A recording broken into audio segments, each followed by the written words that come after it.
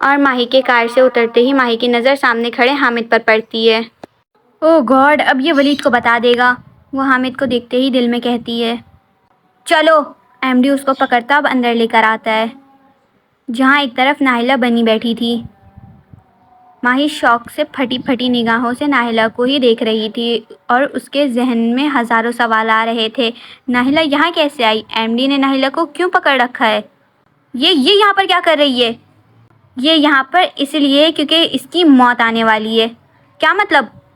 مطلب یہ کہ وہ لڑکی جس نے ایم ڈی کو بہت ہلکا لے لیا تھا، اسے لگا یہ میرا نام یوز کرے گی اور میں اسے چھوڑ دوں گا۔ ایم ڈی ایک چوٹی کو بھی نہیں چھوڑتا، پھر یہ تو انسان ہے۔ درندہ، اسے بے زبان جانوروں پر بھی رحم نہیں آتا، ماہی نے سوچا۔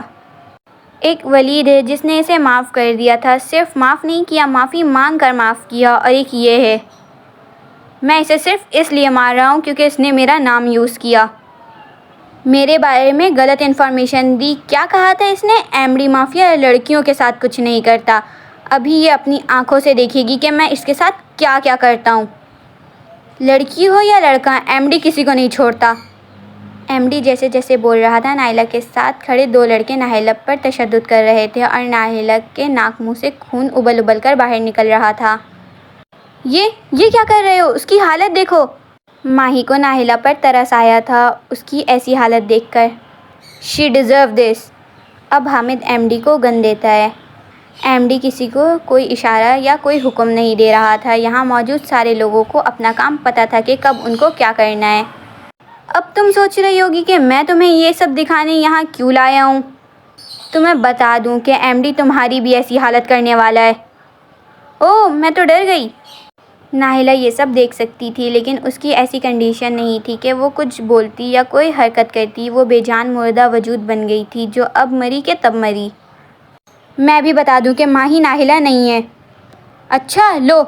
وہ اس کے آگے گن کر دیتا ہے۔ اس سے تمہارے اوپر گولی چلانی ہے کیا؟ تم چلا سکتی ہو مجھ پر گولی؟ صرف تم پر؟ مجھ پر بعد میں آتے ہیں، فی الحال ناہلہ پر گولی چلاؤ۔ کیوں؟ کیا اس نے تمہیں دھوکہ نہیں دیا؟ سزا نہیں دو گی اسے؟ نہیں، میں نے اسے معاف کر دیا ہے۔ یہاں ایم ڈی شوق سے ماہی کو دیکھتا ہے، اتنی بڑی بڑی باتیں کر رہی تھی یہ لڑکی اور اب کہہ رہی ہے ناہلہ کو معاف کر دیا ہے۔ صرف بڑی بڑی باتیں ہی کرتی ہو تم؟ جو سمجھنا ہے سمجھ لو، مجھے بس ایک قتل کی اجازت ہے اور وہ میں صرف تمہارا کروں گی۔ اوہ، جس نے تمہیں دھوکہ دیا اس کا تو تم سے قتل ہو نہیں رہا ہے، میرا کیا کرو گی؟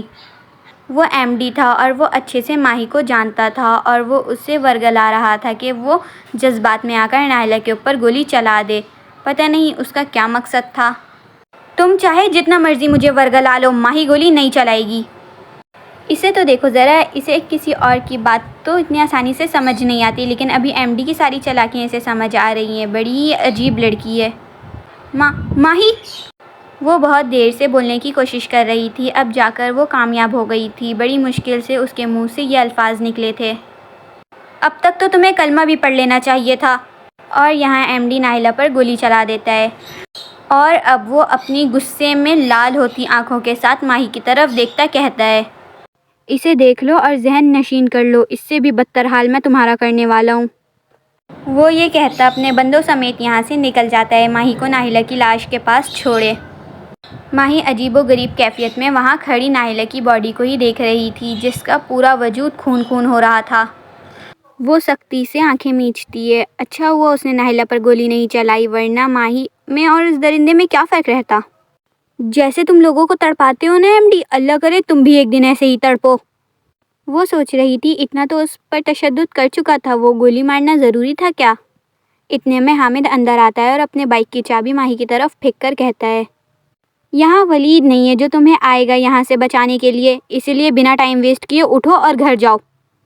بائک تو چلانے آتی ہے نا؟ یو ایڈیٹ، تم سے تمہاری مہربانی مانگی کسی نے؟ ماہی خود اپنے ان پیروں سے گھر جا سکتی ہے۔ آتی ہے چلانی، اوکے ٹیک کیئر۔ وہ یہ کہتا ہے یہاں سے جلدی جلدی نکل جاتا ہے کہ کہیں ایم ڈی کو خبر نہ ہو جائے۔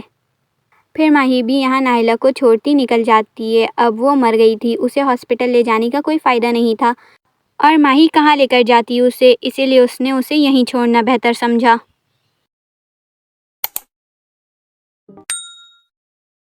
ماہی نائلہ زندہ تھی، ہاں وہ زندہ تھی، گولی اس کے سینے کی جگہ بازو پر لگی تھی جس کی وجہ سے وہ مری نہیں تھی، لیکن درد بہت شدید تھا جس کی وجہ سے وہ کوئی حرکت نہیں کر سکتی تھی، نہ بول سک رہی تھی۔ ایسے میں اسے اپنے بہت قریب ایک سایہ نظر آیا تھا، وہ کرسی سے نیچے گری پڑی تھی جس کی وجہ سے وہ اس کا چہرہ نہیں دیکھ پا رہی تھی، اسے اس کو دیکھنے کے لیے اپنا چہرہ اوپر کرنا پڑتا، لیکن وہ اس کنڈیشن میں نہیں تھی کہ وہ اپنے چہرے کو ذرا سا بھی موو کرے، اسے بس اس کا بلیک کلر کا بوٹ نظر آ رہا تھا۔ تمہارے بھائی کو حارث نے نہیں ولید نے مارا تھا، اور پتہ تو ہوگا نا کہ ولید ہے کون، جب معافی مانگنے کا کہا تھا تو معافی مانگ لینا چاہیے تھا، اب کسے پتا تھا تم معافی نہیں مانگو گی تو یہ خنجر تمہارے آر پار ہوگا۔ معافی؟ ولید؟ اب کہ وہ خنجر اس کے سینے میں گھسا دیتا ہے اور اب اپنے بوٹ والے پاؤں سے اسے مارنے لگتا ہے، اور وہ اسے اس قدر درندگی سے مارتا ہے کہ اس کا چہرہ بھی دیکھنے لائق نہیں بچتا ہے۔ ابھی کوئی دل کا مریض تو کیا، کوئی بھی نارمل انسان بھی نائلہ کی ایسی حالت دیکھ لے تو دیکھتے ساتھ مر جائے۔ اور یہاں نائلہ کا چیپٹر ہمیشہ ہمیشہ کے لیے کلوز ہو جاتا ہے۔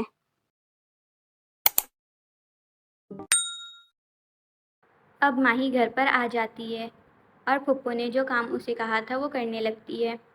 Time skip. ماہی کہاں ہو؟ پھپھو ابھی ابھی گھر آتی ہیں اور آتے ساتھ ماہی کو ڈھونڈ رہی تھی۔ ہاں پھپھو کیا ہوا؟ اندر آ کر سانس تو لے لیں۔ کام کروا دیا نا سارا؟ ہاں کروا دیا، آپ فکر نہ کریں۔ اچھا ٹھیک ہے، اب میں آرام کرنے جا رہی ہوں، جب تمہاری خالہ آئیں تو مجھے بلا لینا۔ اچھا پھپھو سنیں نا، ایک پرابلم ہو گئی ہے۔ اب کیا کیا ماہی تم نے؟ ہاں پھپھو۔ اچھا نہ بتاؤ کیا ہوا؟ وہ آپ کی کار۔ کیا کیا کار کے ساتھ؟ وہ ایکسیڈنٹ ہو گیا اس کا۔ کیا ایکسیڈنٹ؟ تم تو ٹھیک ہو نا؟ ہاں پھپھو میں بالکل ٹھیک ہوں، بس آپ کی کار ٹھیک نہیں ہے۔ کوئی نئی کار ہم ریپیئر کروا لیں گے، وہ یہ کہتی اپنے روم کی طرف چلی جاتی ہیں۔ وہ ماہی سے بے تحاشا محبت کرتی تھی، اگر ماہی ان کی جان بھی لے لے تو وہ ماہی کو کچھ نہیں کہیں گی، اور یہ ماہی کا کوئی پہلا کارنامہ نہیں تھا، ماہی ایسا کرتی رہتی تھی اسی لیے، اور پھپھو بھی ماہی کو سمجھاتی تھی اور ماہی سے محبت بھی بہت زیادہ کرتی تھی، اسی لیے ماہی کو کچھ نہیں کہتی، بس ماہی کی جان کی بات نہیں آئے، بس باقی ماہی پر سب معاف ہے۔ Time skip. ماہی کی خالہ پاکستان آ چکی تھیں اور اسی ٹائم وہ سب ایک ساتھ ڈرائنگ روم میں بیٹھے تھے۔ چلو اب بتا بھی دو، تم اتنی دور سے کون سی ضروری بات کرنے آئی ہو؟ صبر کرو صبر، بتاؤں گی، ابھی تو آئی ہوں میں، اتنی بھی کیا جلدی ہے؟ ماہی کو بھی یہاں سب عجیب ہی لگ رہے تھے، حارث جو کہ منہ بنا کر بیٹھا تھا، اور ولید جو بہت زیادہ خوش نظر آ رہا تھا، اور مہر تو گھر ہی دیکھنے میں مصروف تھی، اور خالہ خالو اتنے تیار شیار ہو کر آئے تھے۔ میں بہت تھک گیا ہوں، مجھے آرام کرنا ہے۔ ہاں جاؤ اوپر جا کر آرام کر لو، تمہارا وہی روم ہے جو پہلے تھا۔ مجھے یاد نہیں ہے، ماہی دکھا تو ذرا۔ ہاں اچھا چلو۔ اب ماہی بھی سیٹ سے اٹھتی حارث کے ساتھ ساتھ چلی جاتی ہے۔ میں بھی جا رہا ہوں، اور یہاں ولید بھی اٹھتا ان دونوں کے پیچھے چلا جاتا ہے۔ کیسے ہو؟ اتنے دن بعد اس نے اسے دیکھا تھا اور وہ ویسے کا ویسا ہی تھا۔ مجھے کیا ہونا ہے، ٹھیک ہوں، وہ سیڑھی چڑھتا کہہ رہا تھا۔ آئی ایم سوری، وہ میری وجہ سے گولی لگ گئی تمہیں۔ گولی؟ کون سی گولی؟ اوہ ہاں گولی، نہیں کوئی نہیں، مرد کو درد نہیں ہوتا۔ اچھا تم دونوں وہاں سے نکلے کیسے؟ تم کیسے بچ کے نکلی ایم ڈی سے؟ وہ تو میں بھاگ گئی تھی وہاں سے۔ سیم، ہم بھی بھاگ گئے تھے۔ بھاگ گئے؟ جیک نے کچھ نہیں کیا اور اس کے اتنے سارے بندے؟